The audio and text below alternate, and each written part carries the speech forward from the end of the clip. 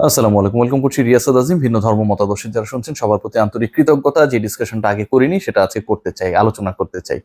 আমরা জানি যে গ্রুপ এই শব্দটা যখন ব্যবহৃত হয়, এটার সাথে যখন আইএনজি যোগ করে গ্রুপিং করা হয়, এটা নিয়ে সবাই আসলে নেগেটিভিটির মধ্যে থাকে। গ্রুপিং মানে হচ্ছে দলাদলি করছে। বাংলাদেশ ক্রিকেট বোর্ডে একটা এক্সট্রিম গ্রুপিং হয়েছিল এবং সেটা খুব পজিটিভ ওয়েতে হয়েছিল। বাংলাদেশ ক্রিকেট বোর্ডে সেই গ্রুপিংটা শুরু হয়েছিল পট পরিবর্তনের পর 5 আগস্টের পরে, এবং সেই গ্রুপিং এ বা সেই দলে বাংলাদেশ ক্রিকেটের বেটারমেন্টের জন্য যে নামগুলো যুক্ত ছিলেন সেই সময়টায়, তাদের কয়েকজন ছিলেন, যে ব্যাপারটা আমি কখনোই আপনাদের সাথে শেয়ার করিনি, ডিসপাইট নোয়িং এভরিথিং। আজ শেয়ার করছি কারণ একটা কোরিলেশন রয়েছে এই আলোচনার সাথে, যেটা ট্যাগলাইনে দেখেছেন সেই ক্যারেক্টারের।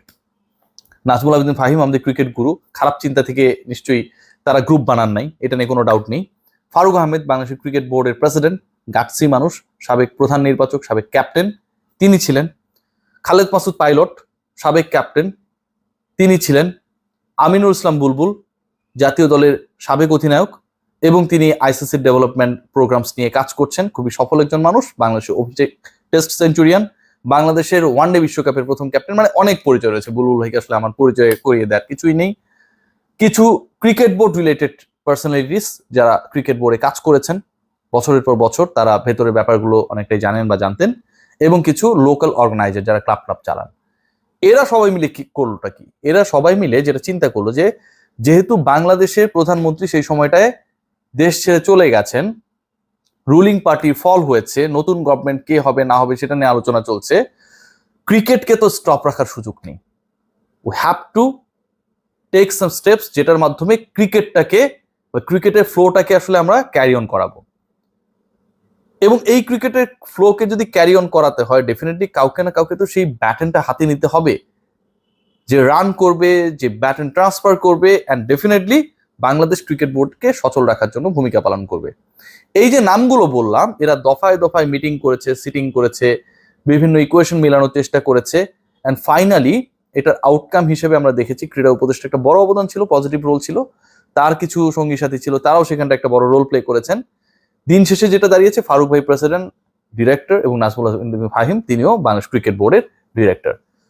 এবং মাত্র 20 দিন, 22 দিন, 24 দিন হয়তো হয়েছে ফারুক ভাই 21 আগস্টে দায়িত্ব নিলেন। তার পরবর্তী সময় থেকে কিন্তু আমরা অনেক গুণগত পরিবর্তন দেখেছি। তৃতীয় বিভাগ নিয়ে জটিলতা খুলেছে, পূর্বাচলে স্টেডিয়াম নিয়ে আমরা একটা ভালো ডিসিশন পেয়েছি, বাংলাদেশ ক্রিকেট বোর্ডের মধ্যে পাকিস্তানে জিতেছে, ভারতে গেছে, সংবর্ধনা দেয়া হয়েছে, অনেক কিছুই কিন্তু আমরা দেখেছি টুকটাক। এবং যে ডিসিশনস গুলো মেক করা হয়েছে তার অন্যতম গুরুত্বপূর্ণ যেটা যেটা আপনারা অনেকেই জানেন না, ফারুক ভাই কিন্তু যেই দুটা ডিপার্টমেন্ট নিয়ে সবচেয়ে বেশি আসলে টেকনিক্যাল সমস্যায় ক্রিকেট বোর্ড পড়তে পারে, সেখানটা অ্যাডভাইজার নিয়োগ দিয়েছে। দুজন অ্যাডভাইজার রাইট নাও আমি যতটুকু জানি, আমি যতটুকু ইনফর্ম, কাজ করছেন। একজন হচ্ছে ফিনান্স অ্যাডভাইজার, তিনি ওই আর্থিক বিষয়গুলো দেখাশোনা করছেন, ব্যাপারগুলো টেক কেয়ার করছেন। যে আলোচনাগুলো এসেছে দুর্নীতি এটা ওটা, এগুলো আসলে কতটুকু হয়েছে হয় নাই সেটার জন্য হলেও তো একজন এক্সপার্টের আপনার দরকার। সো ফারুক ভাই ওই জায়গা থেকে একটা দারুণ ডিসিশন টেক করেছেন। আরেকটা হচ্ছে লিগাল অ্যাডভাইজার, অনেক লিগাল ইস্যুস রয়েছে, ক্রিকেট বোর্ডের গঠনতন্ত্র বা কনস্টিটিউশনটা যেন শুধুমাত্র সভাপতিমুখী না হয়ে যায়, এই যে একটা সাম্য প্রতিষ্ঠা করার চেষ্টা এবং সেটা আইসিসির নিয়ম মেনে করার চেষ্টা, সেই জায়গায় আপনার একটা লিগাল টিমের হেল্প লাগবে, সেই জিনিসটাও শুরু হয়ে গেছে। একজন cricket board president according to the constitution of Bangladesh cricket board can take or can appoint 5 adviser. দুটা তো হয়ে গেছে, আমি বললাম 3টা জায়গা রয়েছে, এবং সেই পার্টিকুলার 3 জায়গায় যাদের নাম শোনা যাচ্ছে তাদের একজন হচ্ছেন খালেদ মাসুদ পাইলট। তাকে নিয়ে আলোচনা হচ্ছে, মামলা টামলা হয়েছে তার বিরুদ্ধে, কিন্তু আসলে বাংলাদেশে যে কেউ যে কারোর বিরুদ্ধে মামলা করতে পারে, পাইলট ভাইও চাইলে পাল্টা মামলা করতে পারেন। ঘটনার সত্যতা মামলা নিষ্পত্তি হওয়ার আগ পর্যন্ত আমরা জানি না, সো এটা নিয়ে আসলে নেগেটিভ ডিসকাশন করার সুযোগ নেই। আলোচনা রয়েছেন তানজিল চৌধুরী, প্রাইম ব্যাংকের চেয়ারম্যান, বাংলাদেশের ব্যাংকিং ইতিহাসে সর্বকনিষ্ঠ চেয়ারম্যানদের একজন তানজিল ভাই, এবং তিনি এমন একজন ক্যারেক্টার, ক্রিকেট বোর্ডে সর্বকনিষ্ঠ ডিরেক্টর হিসেবে যারা ঢুকেছিলেন তাদের একজন, পরিচালক হিসেবে ছিলেন, পরবর্তীতে আর তিনি ক্যারি অন করেন নাই। ভালো মানুষ। প্রাইম ব্যাংকের স্পন্সরশিপে বাংলাদেশের স্কুল ক্রিকেট পরিচালিত হয়, যেখান থেকে বাংলাদেশ বয়সভিত্তিক দলগুলোতে huge amount of cricketer supply পায়। সিরিয়াসলি এটা খুবই ভালো ইনিশিয়েটিভ, এবং সেটা ক্রেডিট তারা কখনো ওপেনলি সিক করেন না। So he is a good person, prime bank is a good organisation. যদিও ওই ব্যাংকের কিছু কিছু লোক দুষ্টু টাইপের, এটা আমি আমার লাইফে এক্সপিরিয়েন্স করেছি, সেটা ভিন্ন আলোচনা। তানজিল ভাই যদি এটা শুনে থাকেন নিশ্চয়ই তাদের ব্যাপারে স্টেপ নেবেন। তো উনারা হচ্ছে ভালো মানুষ ভাই। এই টাইপের লোকগুলোকে যদি আপনি ক্রিকেটে কাজে লাগাতে পারেন এটা খারাপ না। আরেকজন হচ্ছে আমিনুল ইসলাম বুলবুল, আমাদের বুলবুল ভাই। বুলবুল ভাই রোলটা নিয়ে আমি আলোচনা কেন করতে যাচ্ছি, কারণ বুলবুল ভাই ইস্যুটা হচ্ছে খুব ইন্টারেস্টিং। বুলবুল ভাই আইসিসিতে রোল প্লে করছেন, ডেভেলপমেন্ট অফিসার হিসেবে সেখানটায় রয়েছেন। এর আগেও তিনি এসিসিতে কাজ করেছেন, আইসিসিতে কাজ করেছেন। এখন বুলবুল ভাই যদি ডিরেক্টর হতে চান, ফারুক ভাই বুলবুল ভাইকে কালকে ডিরেক্টর বানাতে পারে। বুলবুল ভাইয়ের অ্যাপয়েন্টমেন্ট নিয়ে, বুলবুল ভাই ডিরেক্টরশিপ নিয়ে বাংলাদেশের কোনো মানুষ, একজন মানুষও নেগেটিভ কথা বলবে না। আই ক্যান গ্যারান্টি, আমি গ্যারান্টি দিতে পারি। ফারুক ভাইকে নিয়ে কোনো নেগেটিভ আলোচনা আছে? কোনো আওয়াজ নাই কিন্তু ভাই, কাজ কিন্তু হচ্ছে।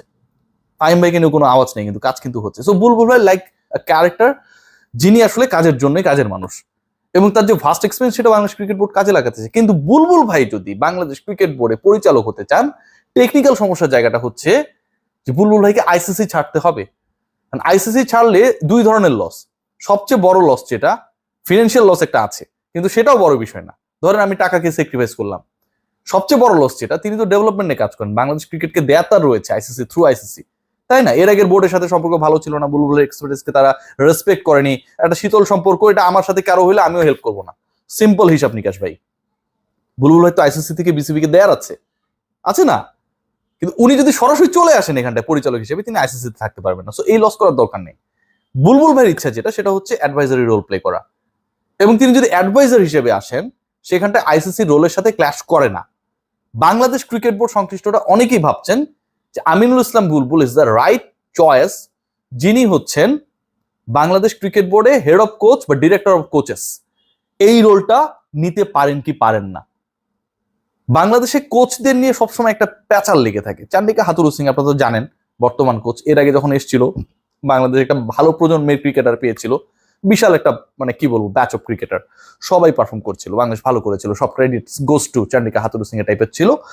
এরপরে 2 টাকা বেশি বেতন পেয়ে তিনি হচ্ছে বাংলাদেশকে টাটা বাই বাই বলে দিয়ে গেছেন। টিপিক্যাল সাবকন্টিনেন্টাল মেন্টালিটি, চলে গেছেন। আবার টিপিক্যাল সাবকন্টিনেন্টাল মেন্টালিটির আমরা আবার তাকে ডেকে এনেছি। তারপর বাংলাদেশের জন্য তিনি কি করেছেন কি করেন না সেটা বিতর্ক সাপেক্ষ, আপনারা সবাই কম বেশি জানেন। যে দলটা টেস্ট দল গেছে, এই দলের সাথেও তিনি আসলে বাংলাদেশে আসছেন শুধুমাত্র ফ্লাই করার আগের দিন। আর এর আগে যখন পাকিস্তানে খেলতে গেছে 35 দিন তিনি ছিলেনই না। সো এগুলো আসলে চর্বিত চর্ব নেই, আলোচনা আমি করতে চাই না বারবার। এর আগে স্টিভ রোডস, মানে কোচেরদের নিয়ে যে ঝামেলাগুলো হয়, তিনি আসলেন, তিনি কেন তার চাকরিচ্যুত করা হলো সেটা আমরা কেউ জানি না। অ্যালেন ডোনাল্ডের কথা আমরা বলতে পারি, কেন চাকরি ছেড়ে দিলেন, কোচ হেড কোচের সাথে তার ঝামেলাটা কি ছিল, আমরা কিন্তু কেউ ক্লিয়ার না। আমরা বলতে পারি অ্যাশল প্রিন্সের কথা, কি কারণে তার চাকরি চলে গেল জেমি সিডেন্স আসার পর, সেটাও ক্লিয়ার না। এই যে ঘটনাগুলো ঘটছে একটার পর একটা, এই জায়গায় না ব্রিজিং করার জন্য কেউ নেই। সো ক্রিকেটারদের সাথে কোচের শীতলতা, বোর্ডের সাথে কোচের অতি ভালো সম্পর্ক অথবা অতি খারাপ সম্পর্ক, এন্ড অফ দ্য ডে কারো চলে যাওয়া, বাংলাদেশ ক্রিকেট ক্রাইসিসে পড়া, এগুলো সবগুলোর সমাধান করার জন্য আমিনুল ইসলাম বুলবুল আমার কাছে মনে হয়, আমার কাছে শুধু না, ক্রিকেট বোর্ড ভাবছে তাকে কোচিং ডিপার্টমেন্টের হেড করা যায় কিনা। সকল কোচ তার কাছে রিপোর্ট করবে, কোচ ক্রিকেটারদের সাথে তার একটা মেলবন্ধন থাকবে, ক্রিকেট অপারেশনসের সাথে আমিনুল ইসলাম বুলবুলের একটা যোগসূত্র থাকবে, এবং একটা প্রপার টিম ওয়ার্ক হবে, যেখানটায় গ্যাপস গুলো বন্ধ হবে। যে গ্যাপস গুলো বন্ধ হলে, মাতবরি গুলো বন্ধ হলে একটা দল যে অসাধারণ পারফরমেন্স করতে পারে, সেটা সবচেয়ে বড় এক্সাম্পল হচ্ছে পাকিস্তানের রাওয়ালপিন্ডিতে টানা 2 টেস্ট জয়। সো এটা যদি হয়, আমিনুল ইসলাম বুলবুল হি ইজ গোয়িং টু, এটা অনেকটা ডিপেন্ড করছে, going to B the head of coach বা ডিরেক্টর অফ কোচেস। তিনি আসলে কি চান, যদি তিনি ঠিকঠাক ভাবে সেটা চান, যদি তার সাথে ব্যাটে বলে মিলে সবকিছু, ফারুক আহমেদের বোর্ডের আমি যতটুকু জানি কোনো আপত্তি নেই আমিনুল ইসলাম বুলবুলকেও বোর্ডে ইনক্লুড করার ক্ষেত্রে। পাইলট ভাই, আপনিও কিন্তু লিস্টে আছেন। ভালো থাকবেন সবাই, টেক গ্রেট কেয়ার।